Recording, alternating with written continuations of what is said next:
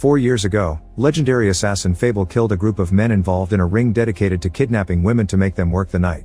Every kill was quick and secret until the last one. The criminal was behind the wheel when Fable gets him, and his body accidentally fell on the car controls, making it move. What Fable hadn't noticed was a kidnapped girl named Hinako on the back seat, who was now trapped inside a vehicle out of control. Not wanting innocent people to get hurt, Fable jumped on top of the car to rescue her. After lots of struggling caused by the car gaining speed, Fable managed to climb inside and pick up Hinako to then jump out of the window right before the car fell from the parking garage into the ground. Fable and Hinako landed on top of another car, and after making sure the girl was alive, Fable fled. Nowadays, Fable isn't working as an assassin anymore. His boss told him he became too dangerous and ordered him to live an ordinary life without killing or there would be consequences. Therefore, Fable has started using the civilian name Akira, has rented an apartment with his partner Yoko while pretending to be siblings, and has gotten a job at a design company. There, he works with his boss Takota, designer Misaki, who used to be a pin-up girl, and designer Kainuma, who knows about Misaki's past and is still obsessed with her to the point of having his entire room covered with her pictures. None of Fable's co-workers know anything about his real identity. Meanwhile, Hinako is in a wheelchair because of the fall 4 years ago, and after her parents' death, she was taken under the care of Yutsubo, the president of a non-profit organization.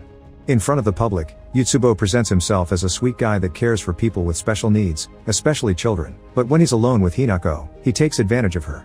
He also scams parents by framing their kids as criminals and asking for money to send these bad guys to rehabilitation centers in other countries, when actually he kills them and buries them in the forest using an excavator.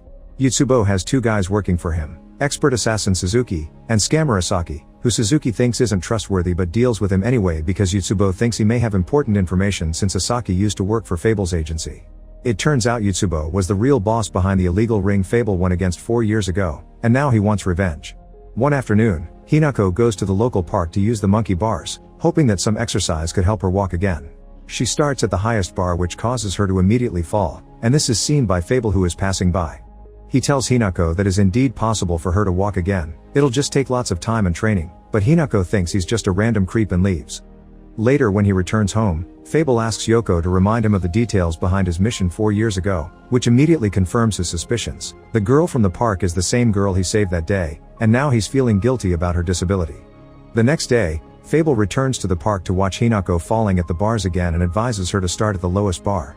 However, Hinako still considers him a peeping creep and returns home, where she rants about the weirdo in the park to Suzuki, who promises to take care of this weirdo. In the meantime, Yutsubo and Asaki have decided their next scam victim will be Kainuma, and their plan consists in using his obsession with Misaki.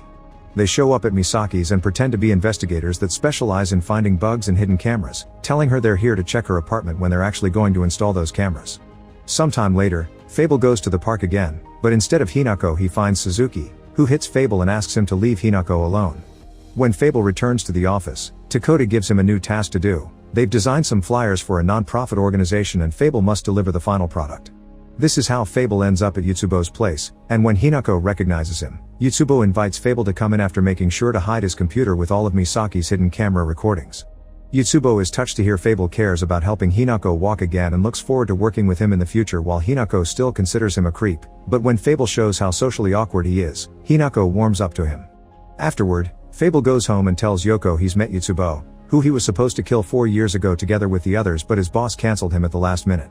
He wonders if he should kill him now, but Yoko reminds him they aren't supposed to be doing that anymore. The following day, Hinako returns to the park and uses the lowest bar like Fable told her to. This allows her to stand up without falling. She's incredibly proud of herself but unfortunately, Fable isn't there to see her, or so she thinks. Fable is actually hiding behind a tree, not wanting to be seen as a creep anymore.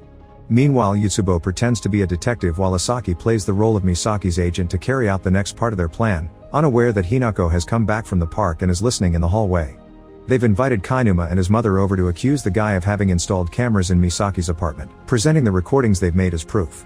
Kainuma denies everything, but his mother knows him well and believes it, so she's willing to pay money to settle the matter without a scandal in court. Later in the evening, Kainuma uses a knife to destroy his pictures of Misaki, swearing revenge because he thinks she framed him. The next day at the office, Kainuma can't stop himself from losing control at the mere sight of Misaki and attacks her, but fortunately Fable is there to quickly knock him out. Not to worry Misaki, Fable pretends Kainuma was going after him, and while they talk, Kainuma wakes up and escapes. When Fable tries to follow him, he finds Suzuki taking Kainuma away in a van. Suzuki warns Yutsubo that he was seen by Fable, so Yutsubo tells him to take care of him, which is heard by Hinako through the door. Moments later, Suzuki hands the van with Kainuma to Asaki so he can go looking for Fable, who is already waiting for him. Fable gives Suzuki 24 hours to bring Kainuma back if he doesn't want consequences. Then he goes away, leaving Suzuki wondering who this guy actually is. Afterward, Suzuki calls Asaki to make him force Kainuma to give him Fable's address. Then, Asaki stops the van in order to relieve himself, giving Kainuma the chance to escape. When Asaki returns to the van, he's shocked to see his prisoner is missing and starts the vehicle to go looking for him. But it turns out Kainuma had been behind the van, and now Asaki has run over him, instantly killing him. Meanwhile, Suzuki goes to Fable's apartment, which he recognizes as belonging to a secret agency. This finally makes him realize who this Akira guy really is, but when he gets inside and tries to threaten Yoko into confirming his theory, he doesn't realize she isn't a civilian and puts his guard down. This gives Yoko the chance to quickly overpower him and knock him out before her stew burns. When Fable comes home in the evening, he finds Suzuki tied to a chair and takes the chance to make him call Asaki in order to release Kainuma. After hearing Kainuma is dead, Fable lets Suzuki go, which greatly crushes Suzuki's pride. Since killing Asaki is punishment for his mistake, Suzuki goes to see Yutsubo to tell him he's found the legendary Fable.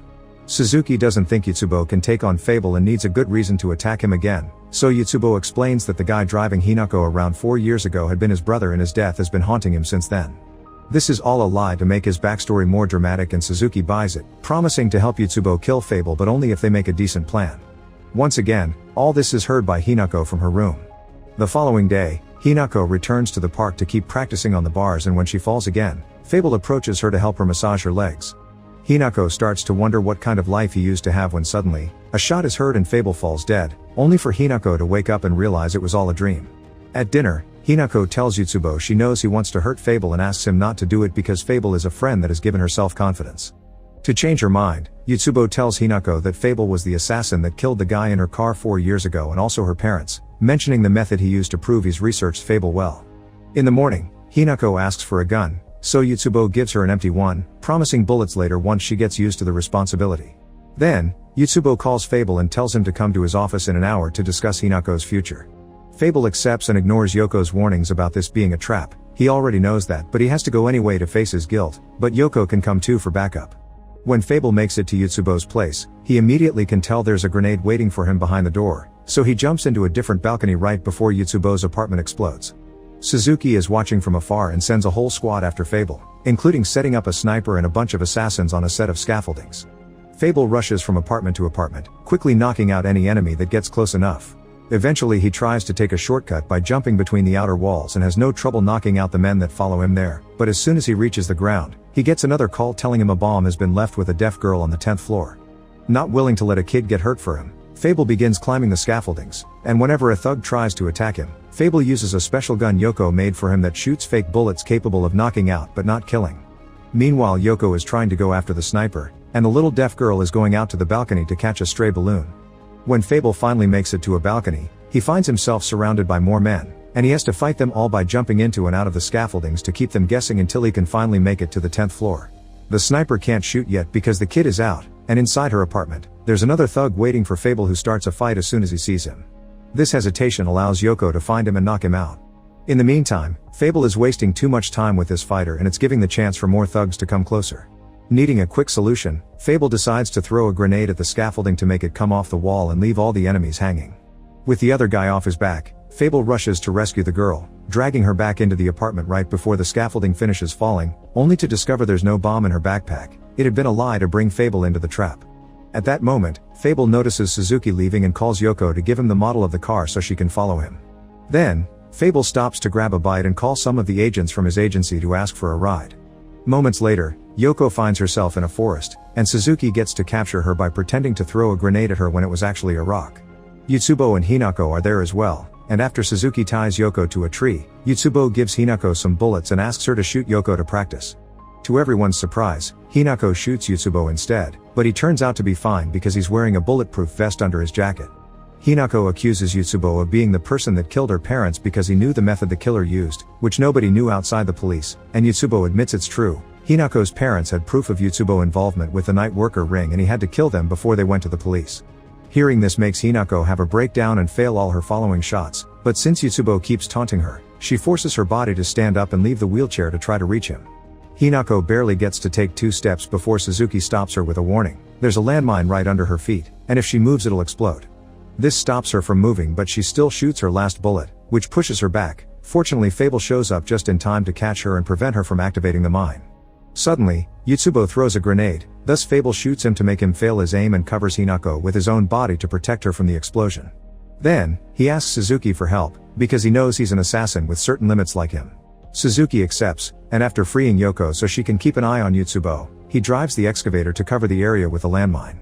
This allows Fable to quickly pull Hinako away, and the two of them get pushed back without getting hurt, thanks to the excavator bucket containing the explosion.